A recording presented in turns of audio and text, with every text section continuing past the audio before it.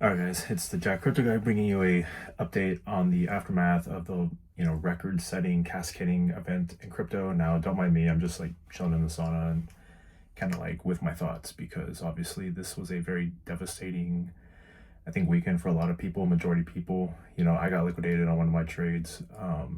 Thought I got fucking liquidated on two of my decentralized loans. Luckily, that was not the case. So, first and foremost, like, guys, I know it sucks. I know that there's like a lot of negative sentiment when it comes to the cryptocurrency market. There's a lot of questions as to like what's going on, what the fallout's actually going to be. And I think realistically speaking, like we're not going to feel the effects until probably like at least a week or two from now to really know like what's happening and like what kind of implications are going to take place. And yeah, it's just a really, really bad scenario for a lot of people. I have friends personally that lost everything. They were, either like dads or like, husbands, and they kind of have been working their way up when it comes to their investments over like the course of like 5, 10 years. And they were trying to like just kind of, make money to, retire or use their retirement funds to invest. And it's just like, what do you do in a really weird liquidation event where oracles seem to break and stop losses don't trigger, and just like all the exchanges, like they go bust, right? Like they just like they're paused. Like not only do people get liquidated, but you're also not able to buy any of these dips.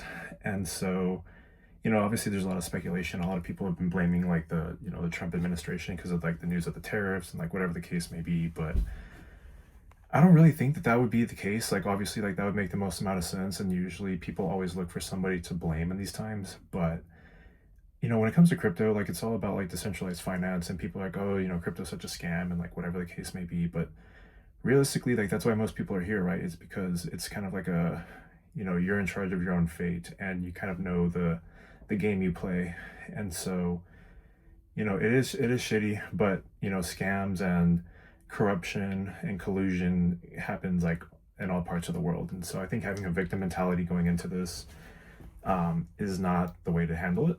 But obviously I know it sucks, and I do sympathize with you know anybody that's lost money. It's obviously really shitty, and that's not to say you can't make it back, but I think that it really puts a lot of things into perspective for me, especially. I think that watching like various like altcoins that I had like a lot of faith in, like even to see those drop like so much so quickly.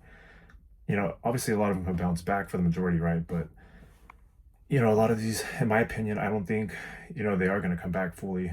And I still think like there are possibilities of like either like a market maker or some like decentralized exchanges or even like centralized exchanges. I've heard that we might be seeing one of them that ended up going under. Would not be surprised, and I think that there will be some fallout. So yeah. Another thing is, I think it's important to kind of take a step back. And I know we joke a lot, like in the crypto space, and like we, name call and do all this stuff. But at the end of the day, you have to remember, like, these are actually like people that have put their money behind like what they're doing. They're taking risks, and it's a very fragile thing when you kind of kick people when they're down, or like, dance on the graves of people that like kind of lost everything. And so I think it's an important time to be, have sympathy. And you never know what people are like going through. And there's been, obviously some news of some people that are no longer with us, unfortunately. And I don't think that there's ever a scenario where you should do or make a permanent decision based on a temporary outcome. I'm somebody that thinks you can always come back from whatever you're dealing with. And, crypto, the space, it can be very toxic, especially in times like this.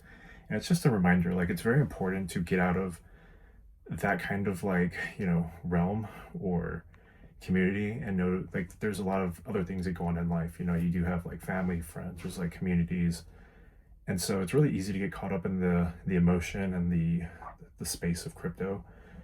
But you have to realize like why you got here in the first place. And for me in particular, it was to make my own money, control my own money, and do whatever I wanted without having to rely on like maybe it's a job, right? I don't have to rely on a boss or like a schedule. I kind of like make my own life. And so I think it's good to be a little bit sensitive to what's going on and just take this as a learning experience, get better, and understand like how much risk you actually are putting on the table when you're investing. So just want to drop this really quick YouTube. And again, sorry for the lighting. Yeah, I'm not at my normal place. So bear with me. Anyway, I'll see you all soon. Bye.